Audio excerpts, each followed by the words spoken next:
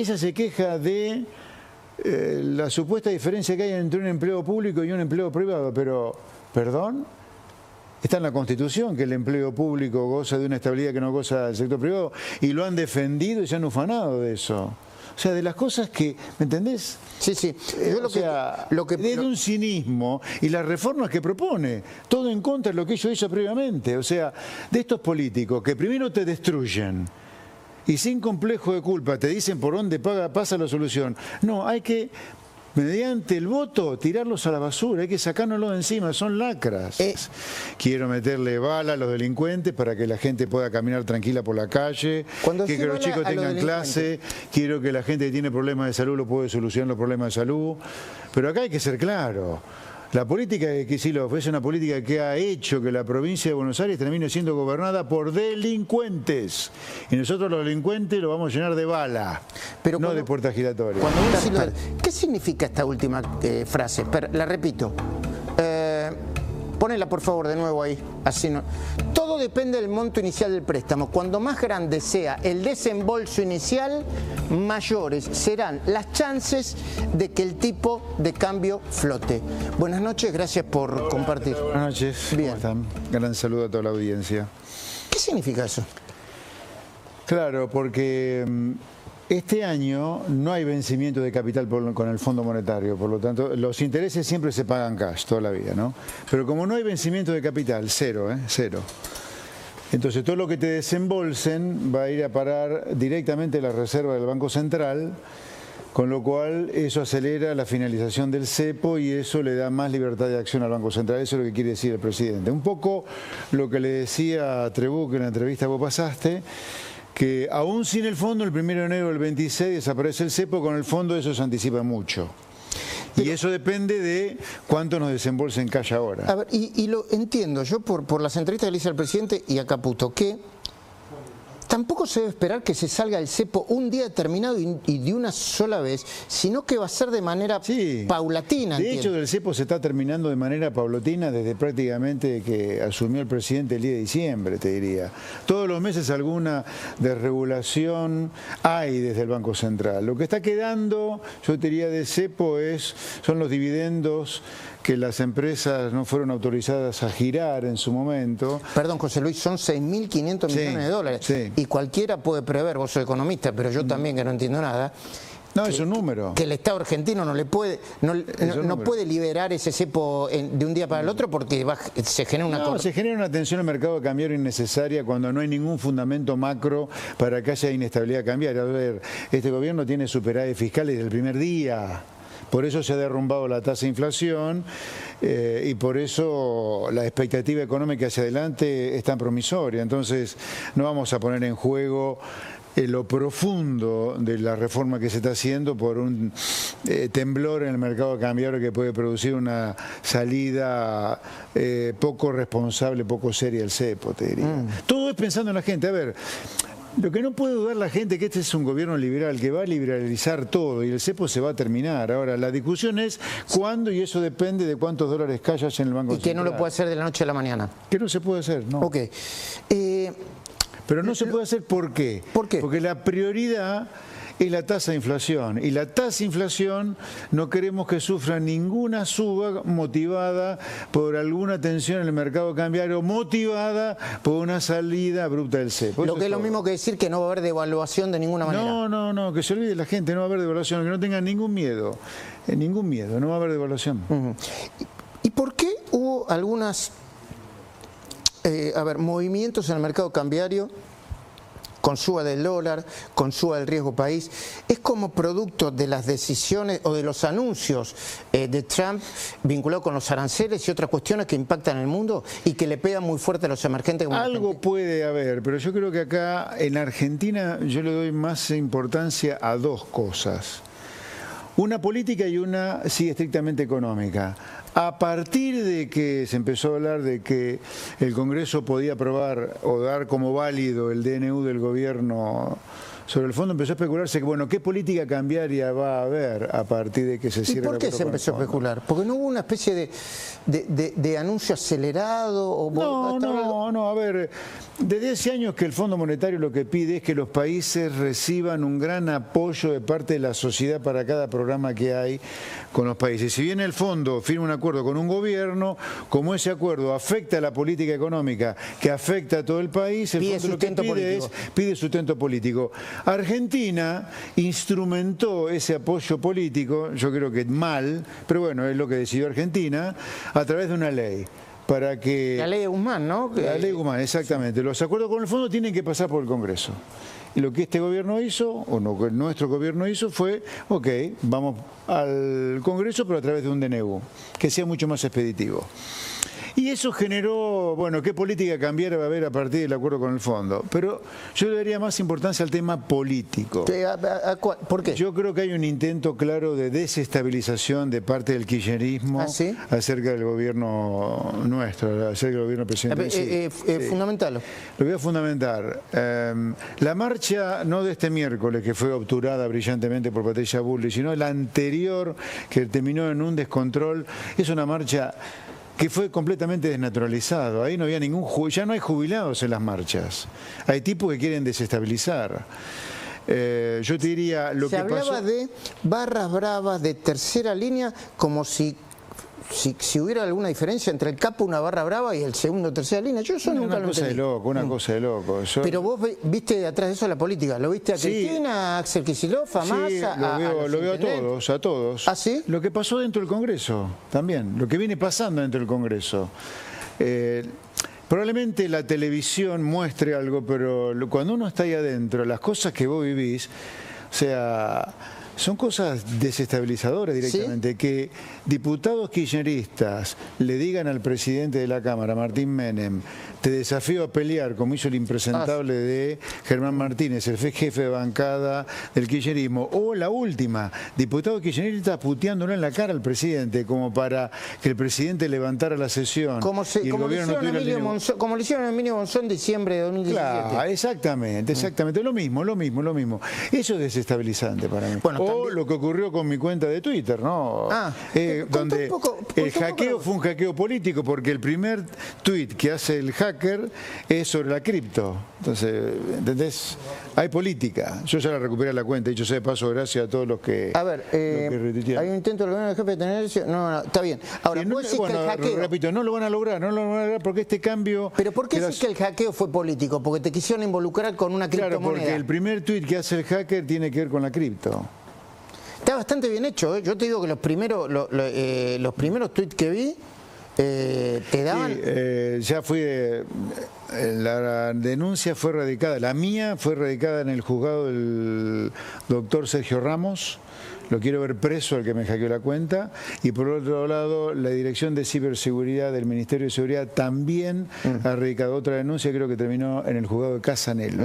Ahora, también, digamos todo, dentro de la Libertad Avanza hay un despelote, ¿no? Sago peleándose con Altamirano. Almirón. Con Almirón, perdón. Marcela Pagano con un megáfono. Sí, tenemos cosas por mejorar, y mucho. Bueno. Pero los trapitos sucios se lavan adentro. Yo de eso... Sí, bueno. Digo, no voy a hablar de Almirón, de Sago, de Pagano. Todos esos temas tenemos que solucionarlos adentro. Pero la gente está esperando otra cosa de parte nuestra. Sin duda que es un error, sin duda que no se tienen que repetir, sin duda que la gente, particularmente de nosotros, la Libertad Avanza, que presumimos y nos creemos que venimos a hacer una cosa completamente diferente a lo que se hizo en los últimos 100 años de postración argentina, tenemos que ser y parecer también. Vos hablás con el presidente, ¿no? Sí, hoy hablé con él, de hecho. ¿Qué hablan? Lo que se puede decir. Sí, mira, hablamos del acuerdo con el fondo, hablamos de las últimas encuestas políticas, hablamos del hackeo a mi cuenta, hablamos de la situación en la provincia de Buenos Aires, hablamos, mira, por ejemplo, de la provincia de Buenos Aires.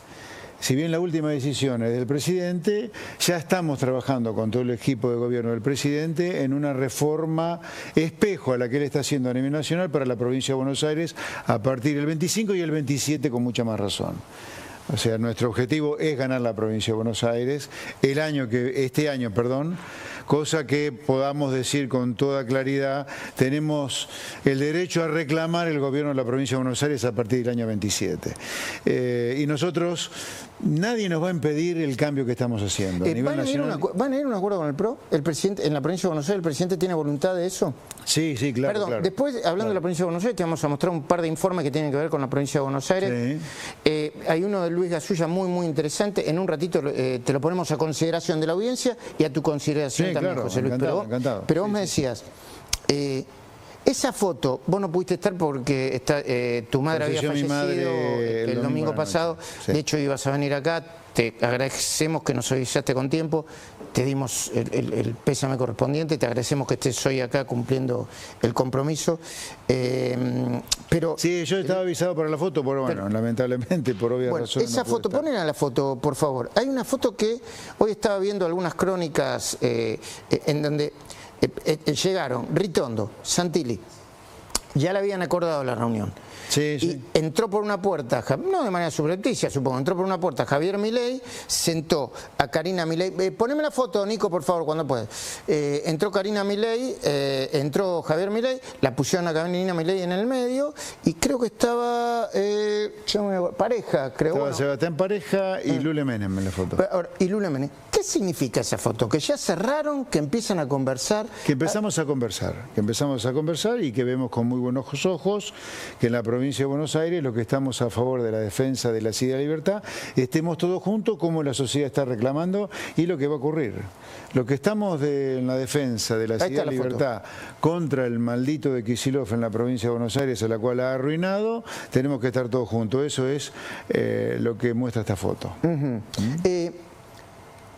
Para eso tienen que sentarse a hablar con Mauricio Macri, supongo, que es el jefe del PRO. Entiendo que el presidente hablará con Mauricio Macri para sellar este acuerdo en la provincia de Buenos Aires en particular, que es la madre de todas las batallas, ¿no? Ahí hay que desalojar. ¿El presidente lo entiende? Sí, Hoy se nos podemos dar el lujo de perder. No, tiene clarísimo que para que la Argentina sea liberal toda, la batalla en la provincia de Buenos Aires hay que ganarla.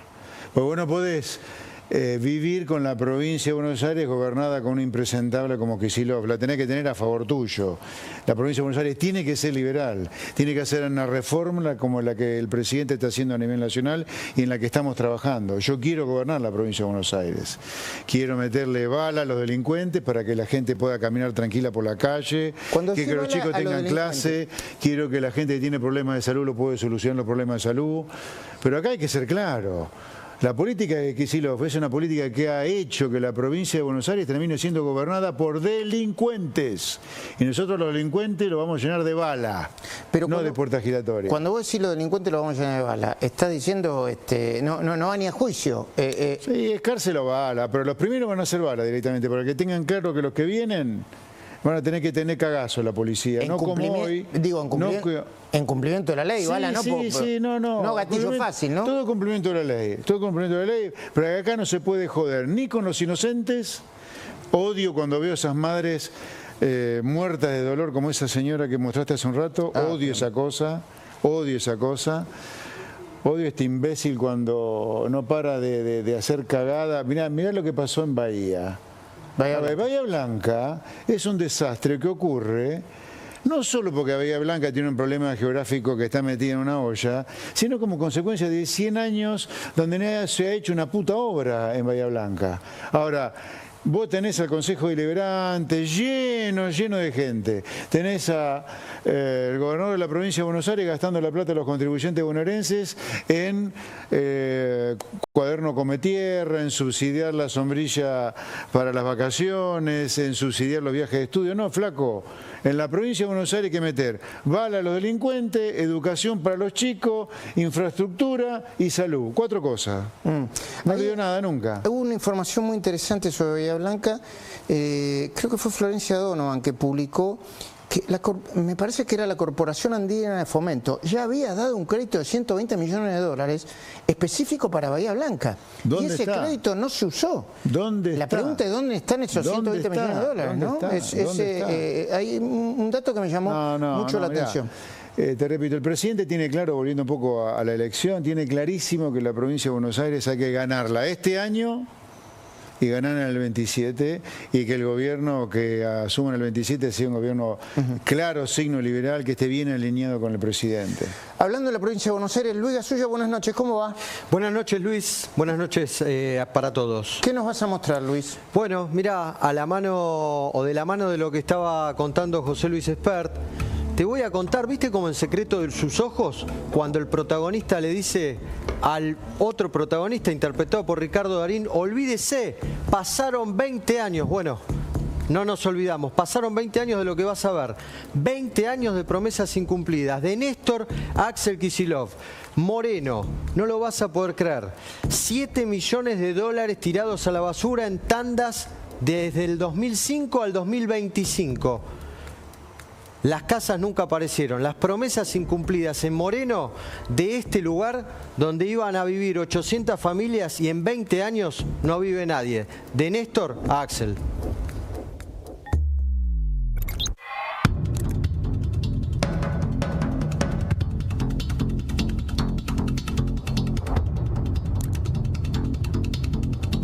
Año 2005.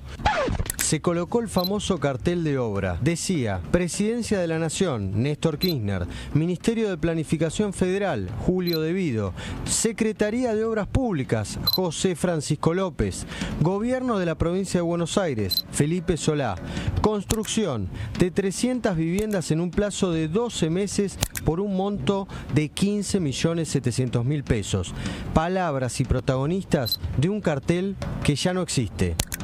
Hoy, en el barrio Villanueva, ubicado en la localidad de Trujuy, el panorama es este, fiel reflejo de la impunidad y la corrupción.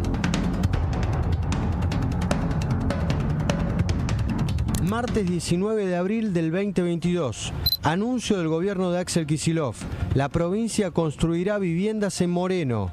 Se realizó la licitación para la construcción de 268 viviendas en Villa Trujuy. Se suman a otras 600 para el mismo barrio. Se llevará adelante a través del Instituto de la Vivienda y contará con una inversión provincial superior a los 1.386 millones de pesos. ¿Y qué pasó?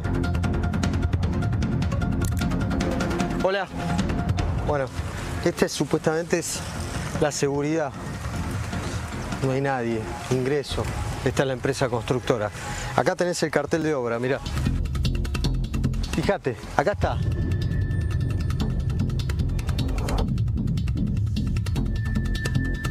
Ley de Obra Pública 6021. Plazo de obra 420 días. 420 días, las obras no se terminaron. O sea que de Villanueva todavía no hay nada. Estamos trabajando y una de las obras estamos ahí cerca de resolver y que en algún momento se debería reanudar. Eso es el Plan Federal de Viviendas, que como en otros casos en Moreno también ha sido discontinuado. Esto inició la reconstrucción en el año 2022, prometieron que a final de 2023 iba a estar terminado. Lo llamativo es que esto arrancó con fondos provinciales y cuando uno compara lo que el gobernador gasta en otras cosas, por ejemplo 26.000 millones de pesos en pauta publicitaria, y estas cosas no se terminan. Se estaba haciendo y se robaron todo. ¿Los materiales? Sí. Que, o sea, acá faltan los techos, faltan las aperturas, Todo falta, porque los sacaron todos. Fíjate, los vecinos dicen que acá se roban los materiales. Esto quedó totalmente abandonado. Fíjate que nos podemos meter en las viviendas que quedaron totalmente abandonadas. Mirá, a ver cómo están las casas. No están las aberturas, no están los techos, está todo inundado. No están las conexiones eléctricas, no está la pintura, obviamente, no están las ventanas, no están las puertas, no hay nada. Mirá los caños. En esta casa todavía el caño de agua quedó. En otras nada, ni siquiera el caño de agua.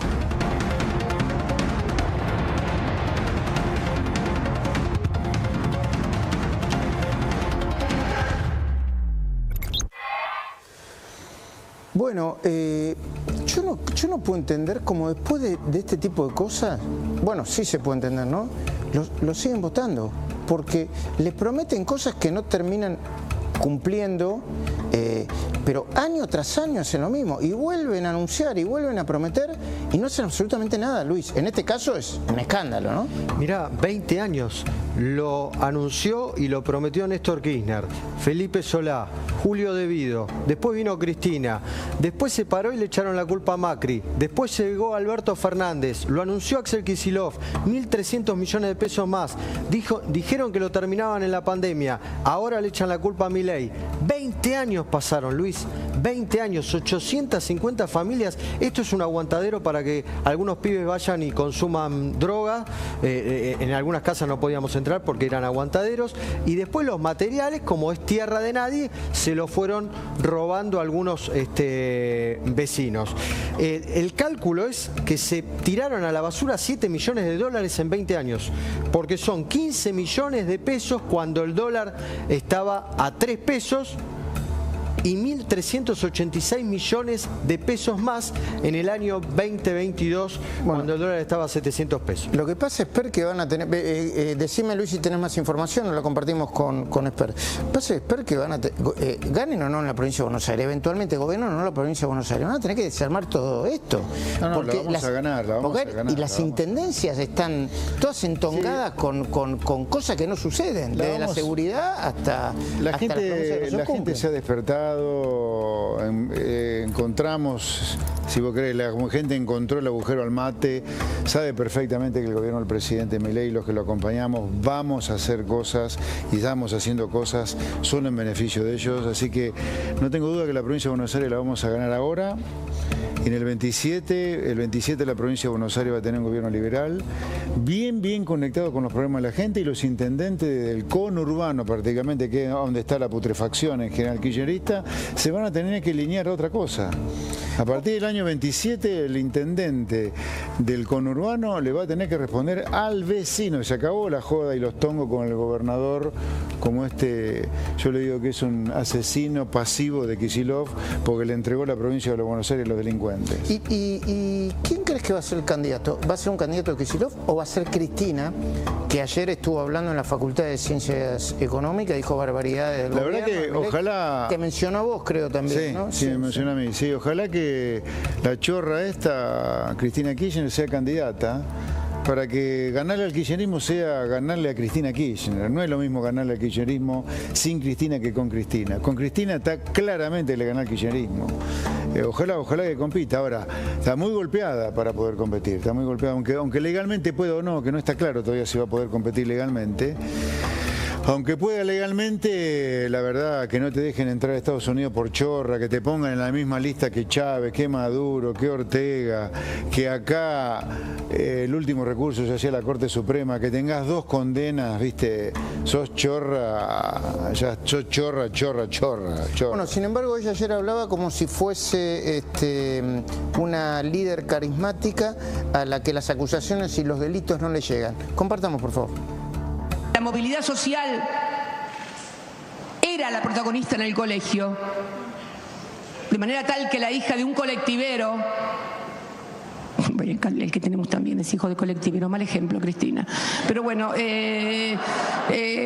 mal ejemplo, pero bueno, colectiveros, hay muchos presidentes, no son todos iguales. En fin.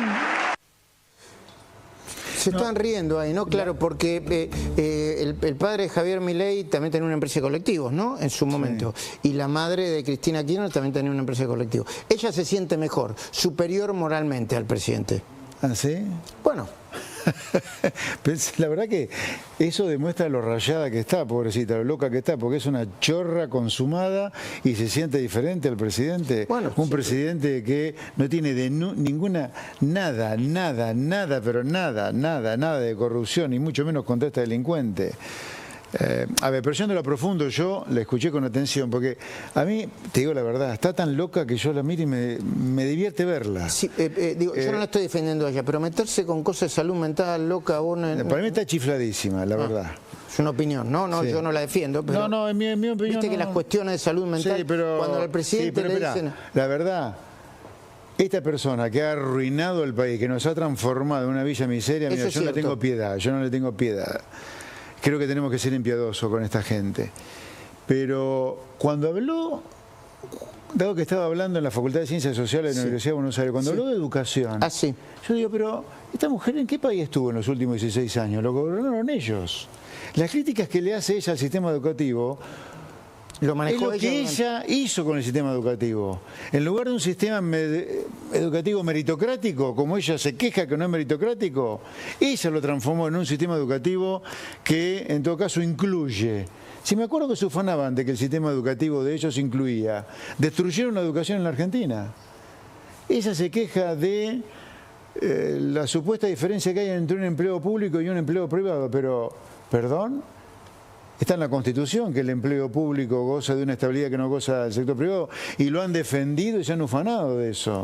O sea, de las cosas que, ¿me entendés? Sí, sí. Yo Desde un cinismo y las reformas que propone, todo en contra de lo que ellos hizo previamente. O sea, de estos políticos que primero te destruyen y sin complejo de culpa te dicen por dónde pasa la solución. No, hay que, mediante el voto, tirarlos a la basura, hay que sacárnoslos de encima, son lacras. Incorporó una novedad en los últimos, yo te diría en las últimas semanas o meses, Cristina, que es bajar el lenguaje de la calle, del que ella se ufanaba, que nunca bajaba. Compartamos, por favor. Nunca se olviden que cuanto más oscuro está, es cuando está por amanecer, siempre. ¿Eh? Y entonces creo que me olvidaba de la maravilla de ayer, de las declaraciones que llegan desde el norte. Largan esta prohibición de ingreso. Es como que 80 años atrás, este año se cumplen 80 años del 45, de Bradeno Perón. Increíble, dije yo. Un trabajo práctico es esto, casi un trabajo práctico del cuarto giro, una maravilla. Pero bueno, así estamos. Muy a pedido, este hombre no se la banca solo, no se la banca solo, le molesta lo de Chemila, lo lamento. Pero, y por supuesto la frutilla del postre ayer, casi en sincronización, el Tribunal de Casación macrista negando el recurso extraordinario ante son de manual. Expert. ¿Qué decirte? Mirá, pretendió, por eso digo que hay que ser impiedoso con esta gente, particularmente con ella. Comparó que ella esté en una lista de delincuentes y asesinos como Maduro, Chávez, Ortega, con Bradeno Perón. O sea, no tiene nada que ver Claro, una cosa con la como otra. si estuviera proscripta. Ella está ahí porque es delincuente. No, porque Sos hay... chorra, Cristina. Te afanaste un PBI. ¿Qué crees que te diga? No es Bradeno Perón. Y hablando de Perón y del peronismo, los sindicatos de la CGT anunciaron un nuevo paro. Compartamos el récord de la CGT haciéndole paros a distintos gobiernos. Parece que tienen no una doble vara, una triple vara. Paro de la CGT por presidente. Raúl Alfonsín, 13 paros. Carlos Menem, 8. Fernando de la Rúa, 8. Eduardo Duhalde, 2. Diferentes periodos de tiempo, ¿no? Néstor Kirchner, 1. Cristina Kirchner, 5. Mauricio Macri, 5. Alberto Fernández, esto sigue siendo un escándalo, 0. Y Javier Milei, todavía creo que no lleva un año y medio de gobierno, ¿no? Porque, sí, 1 año y 3 meses. 1 año y 3 meses, Sumá, 16 años de kirchnerismo, incluyendo a Alberto Fernández, le hicieron 6 paros. 6 paros. En 16 años, 6 paros. Al gobierno nuestro, el de Javier Milei, 3 paros en 1 año y 3 meses. ¿Por qué lo hacen? Bueno, te está demostrando esta estadística que claramente los paros de la CGT son políticos, lo cual es una aberración que a lo mejor no nos damos cuenta, pero la CGT es la central que debería defender los derechos del trabajador, no tener signo político como muestran estadísticas como esta. Está completamente desnaturalizada la CGT de Argentina. Es una CGT política que no defiende a los trabajadores, sino a un partido que es el peronista. La segunda cosa, si los sindicalistas se preciaran de tales, estarían pidiendo a gritos una reforma laboral que sacara a 8 millones de trabajadores del mercado informal No solo para que cobren salarios dignos en lugar de la miseria que cobra un trabajador informal, sino para que esos trabajadores además tengan jubilación, tengan seguro médico, tengan aguinaldo, tengan vacaciones y además pudieran hacer los aportes necesarios para que los jubilados no cobren la miseria que cobran hoy. Estos caraduras de la CGT que acompañan a los jubilados en sus marchas, marcha de jubilado donde no hay jubilado, son unos verdaderos cínicos hipócritas como Cristina hablando de educación, porque ellos son los responsables que las jubilaciones sean miserables. Y son miserables porque no hay aportes patronales ni personales para las jubilaciones dignas, además de que el kirchnerismo quebró el sistema jubilando a 4 millones de personas sin aportes. Obviamente, si tenés 8 millones de trabajadores que están sin aporte, en actividad, pero no aportando porque están en negro, y vos al mismo tiempo jubilás a 4 millones de personas sin aporte, lo quebrás el sistema. Obviamente que el sistema va a pagar jubilaciones miserables siempre. Entonces la discusión es ¿a qué gasto le damos prioridad? Claro. Eso es todo. Ahora, ¿están y tienen la fuerza política como para atacar los privilegios de los sindicatos, de las cuotas solidarias hasta la democracia sindical que todo el mundo reclama, pero que no se pudo imponer desde el 83 para acá?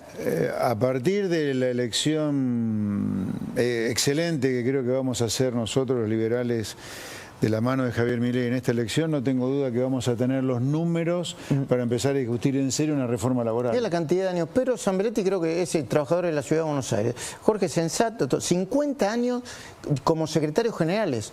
Amadeo Genta, 42 años. Luis Barrenova, 40 años. Rodolfo Bade, 40 años. Armando Cavaliero, 40 años. O sea, todo el mundo dijo que iba a terminar con esto, no pueden terminar con esto. No, nosotros vamos a terminar. Son los verdaderos dueños de la Argentina, sí, son el poder permanente de verdad, ¿eh? Si nosotros no tengo la menor duda, vamos a terminar con esto, porque la gente entendió por dónde pasan los problemas de Argentina, pasan por el empresariado prebendario que no te quiere largar la protección y no competir con el mundo, el sindicalismo mafioso y corrupto y la política vieja que denominamos nosotros como casta, que está cambiando de a poco, pero esto lo vamos a cambiar, ¿eh? Porque esto es central para el problema de largo plazo de la Argentina, para que haya salarios dignos y jubilaciones dignas. La otra cosa central para que haya salarios dignos y jubilaciones dignas es que los empresarios se acostumbran a competir en Argentina, tienen que competir y vamos a defender la apertura al comercio y vamos a defender cuando haya concentraciones de mercado como ha ocurrido ahora con la compra del Grupo Clarín de parte de Telefónica. Lo vamos a defender a eso porque la concentración económica es la antítesis de la competencia que nosotros queremos, el acuerdo con el fondo. El acuerdo con el fondo, vamos a seguir insistiendo, nunca nadie firmó un acuerdo con el fondo, o muy pocas veces se han firmado, por lo menos en los últimos 20 años, seguro que nadie, un acuerdo con el fondo donde el país está creciendo, generando empleo, generando mejora en los salarios reales y pide un acuerdo para tener más reserva, para bajar más la tasa de inflación y además liberar el mercado de cambio. Los acuerdos con el fondo en general han sido acuerdos para financiar el déficit fiscal cuando te cortan el chorro de afuera y no tengas un problema peor al que tenés. No, acá estamos pidiendo un acuerdo con el fondo para bajar más la tasa de inflación y terminar de liberalizar el mercado cambiario. Nada que ver con los acuerdos históricos del fondo, donde el fondo apareció como un bombero cuando el país se incendiaba. Hoy estamos con un país que ya está creciendo, está mejorando la situación social. La pobreza va a marcar 20 puntos de caída en la próxima medición. 30 y pico, ¿no? Va a estar... Sí, no va a dar más de 33, 34, 35. Que es mucho todavía, ¿no? Muchísimo, pero es muchísimo, pero ya estamos dejando de lado el infierno que nos dejó el kirchnerismo a fines del año 23. Y la inflación está bajando, parecía que iba a bajar más y se detuvo, ¿se baja? Hace 5 meses que están 2.2, 2.1. Si uno hace algunas correcciones está más baja, pero no tengo duda que a partir de abril vamos a estar abajo del 2%. Y la batalla cultural, porque cada tanto algunos sectores, a mi entender, son marginales de la cultura, lo ponen a Milei arriba del escenario, en los shows, y le empiezan a pegar duro. Esto pasó en Lollapalooza. Recordame cómo se llamaba la banda que ayer en Lollapalooza, a través de un video... Dom Chica. Dom Chica. Ay, sí. Una banda de la provincia de Buenos Aires, creo que. Sí, puso esta imagen de Milei y este video. Bueno, una imagen un poquitito desagradable, ¿no? Y después hay una que le explota la cabeza. Sí, sí, es esta imagen que termina explotándole la cabeza, ¿no? Por ahí querían... Ahí está. Yo la verdad que no la conocía la banda, pero conozco muchas bandas, pero esta banda particularmente no la conocía. Muy desagradable, débiles mentales deben ser esto. La verdad, ¿por qué no van ni tocan ni chao? Ya está. ¿Por qué tiene que tener tinte político esto? ¿Por qué? ¿Por qué? No, bueno, lamentablemente el kirchnerismo también se metió con la cultura y ha transformado, aparte de la cultura, en virtuales empleados de ellos, ¿no? Esto también va a desaparecer. También está desapareciendo y va a desaparecer, más todavía. Hoy me dijeron que a las 0 horas, me escribió Santiago Uría, que a las 0 horas van a presentar un documental sobre el 24 de marzo. Mañana va a haber un acto y una marcha, ¿no? Sobre el 24 de marzo en conmemoración, por el tema de la dictadura, ¿no? Sí, yo la verdad que desearía que algún día demos vuelta a la página de la historia por completo. Esto, basta. Estamos a punto de cumplir medio siglo del golpe de Estado del 76, seguimos hablando del golpe de Estado, medio siglo después, y todavía discurro con el tema de los derechos humanos. Basta, ya fue. Miremos para adelante, ya está. Otro de los grandes... debería dejar de ser feriado nacional esto. Es una discusión, ¿no? Debería dejar... ¿Qué estamos festejando? Fue un horror eso, ya está. Sí, la palabra conmemoración me parece que no va, ¿no? El Día de la Memoria, la Verdad y Justicia, recordarlo, ¿no? Como se recuerda. ¿Memoria y Verdad y Justicia qué? ¿Qué hizo Néstor Kirchner y Cristina Kirchner por lo que ellos supuestamente defendían? Nada. Si a los primeros los derechos humanos lo utilizaron como escudo para hacer negocios. Además, los que hemos leído historia y no tenemos pelo, peinamos cana, sabemos que los primeros tiros que se tiraron acá se rajaron al sur a convivir con los militares. ¿De qué me hablan derechos humanos? Por favor. Reescribieron el libro Nunca Más de Ernesto Sábato. Hablando de la teoría de un demonio, cuando Ernesto Sábato habló de 2 demonios. O sea, pretendieron reescribir la historia estos 2 delincuentes, Néstor y Cristina, por favor. Y hablando de reivindicaciones varias, de nuevo el señor Grabois está haciendo de las suyas. Está Silvina Martínez ya para presentarnos lo que denominó en su informe la nueva Fundación Fantasma, otra vez trabajando con Fantasma, del señor Juan Grabois. Silvina Martínez, buenas noches. ¿Qué tal? Buenas noches para José Luis Espert. Acá te traje la Fundación Fantasma de Grabois. Mira, hace unos meses Juan Grabois presentaba esta fundación que se llama Fundación para el Desarrollo Humano Integral. Mira, vamos a ver la presentación. La fundación lo que pretende es, en el marco de no solamente la figura de Juan Grabois, tener la posibilidad de tener un marco estratégico, cómo llevar, digamos, una plataforma política para ser una opción seria de gobierno. Es lo que nosotros estamos apuntando, es lo que no vemos en la política, y quienes empezamos a militar políticamente al lado de Juan sabemos que es necesario, porque la política se ha deteriorado tanto y está tan debajo de la alfombra, todo hoy escondido, que nadie sale a hablar. Creo que una propuesta, no solamente el hablar y hacer un diagnóstico de la realidad, sino que poner propuestas serias. Bueno, te hablaba de una propuesta seria de gobierno, ya ahí está medio rara la cuestión. Por otro lado, las fundaciones... Perdón, Grabois se ve a sí mismo como una especie de próximo presidente de la Argentina arruinada, ¿no? Tiene ese delirio de grandeza, ¿no? Ese delirio bueno, ya místico intentó ser candidato a presidente.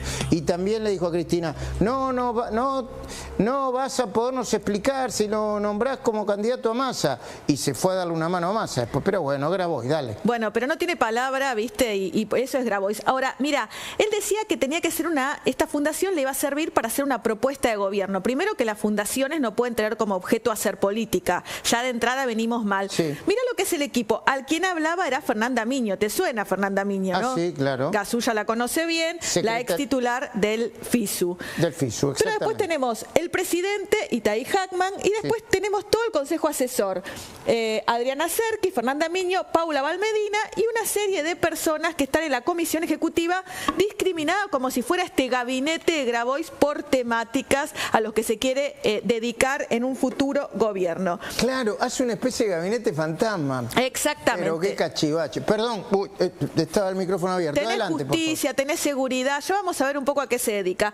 Esto hasta acá vemos, pero vemos que Juan Grabois no aparece como siempre. Viste que él aparece en las sombras, no deja los dedos marcados. No deja los dedos marcados. Empiezan a chorear en la fundación y dicen, bueno, no. Yo no los conozco, no sé quién es. Para eso, mirá lo que te traigo ahora, la publicación de Juan Grabois en su Twitter, donde ahí dice: este viernes lanzamos la Fundación Desarrollo Humano Integral, nuestra usina de elaboración de políticas para una Argentina humana. Bueno, la Fundación publicó su primer informe, como siempre pegándole a Milei, que incluye un minucioso análisis del ajuste y la miseria planificada. Y acá vemos una noticia, si la subimos acá, que publican, donde dice: Grabois lanza su think tank para reforzar su programa humanista y cuestionar la gestión de Milei.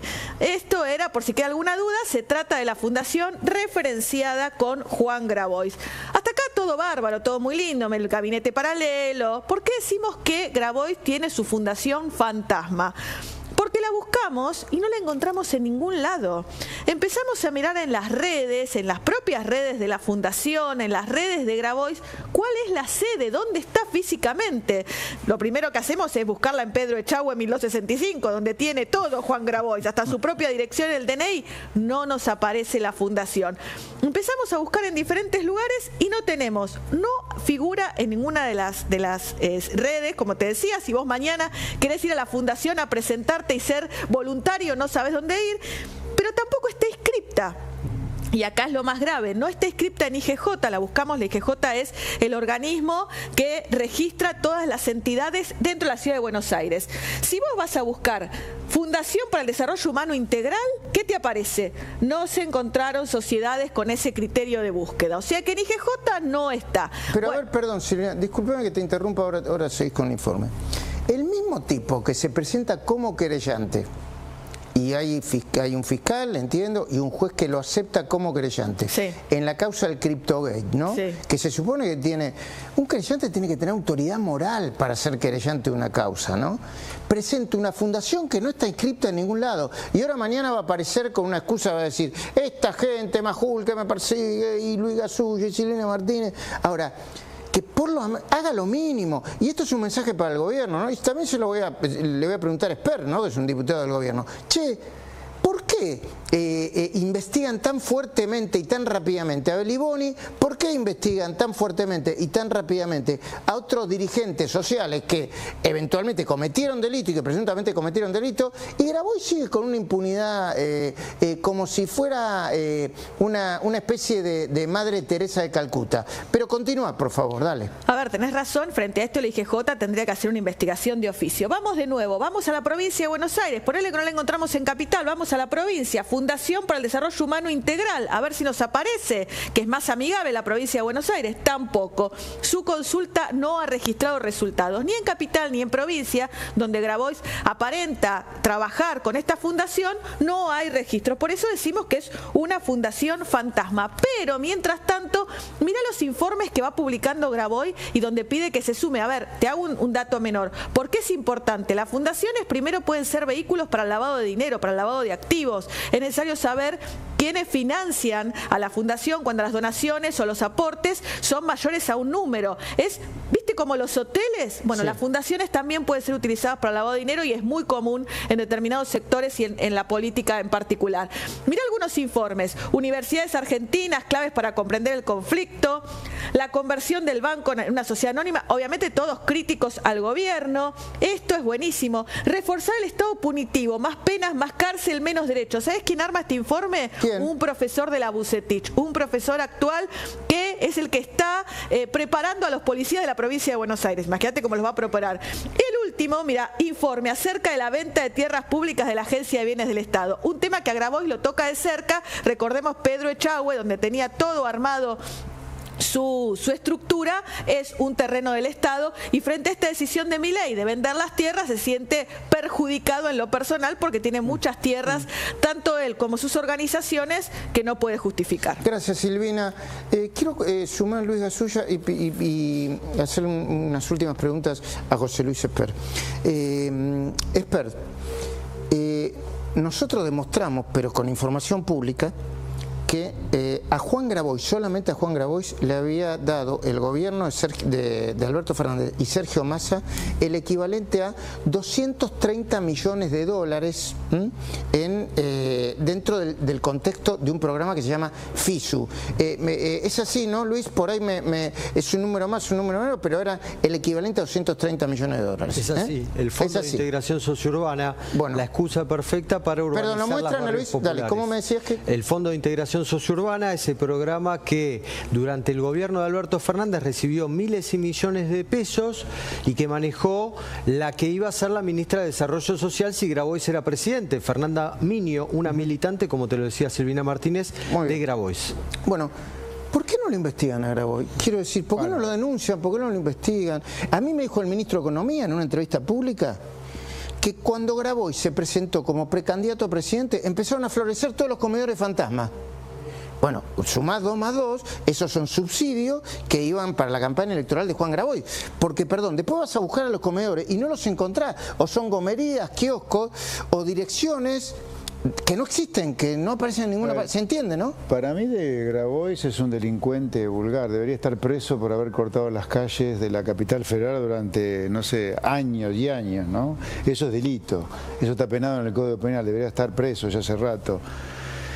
Por otro lado, está imputado desde hace un año por lo menos en una causa, imputado por chorro, ¿no? Tiene una imputación por mal manejo de fondos en un par de barrios que se iban a construir en el conurbano, además de lo del FISU. El FISU ya fue desactivado. Pero yo en general te diría, creo que la gente debería desconfiar de aquellos tipos que tienen quid virgen y de pronto se lanzan a hacer política. Y Grabois es uno de los tantos que yo no le conozco ninguna actividad en el sector privado. Yo arranqué a hacer política con casi 60 años y además sigo haciendo cosas en la actividad privada. O sea, el político tiene que estar conectado con lo que le pasa a la gente. Como autor de un libro, yo estuve averiguando el nivel de venta del libro, paupérrimo, no creo que viva de eso, y como profesor de no sé qué facultad. No, escúchame, yo he escrito libros, pero no te da para vivir, aunque y han sido bestsellers. En otro momento la industria editorial era muy importante. Eso es otra historia, sí, cambió mucho, pero yo creo que hay que desconfiar en general de todos estos tipos con quid virgen que de pronto aparecen como grandes salvadores de la patria, no. O quizás esté protegido por Jorge Bergoglio y los fiscales y los jueces le tienen miedo, y el sistema político también. No, yo en el caso del gobierno nuestro, no, de ninguna manera hay miedo, y menos al aparato de Grabois, no.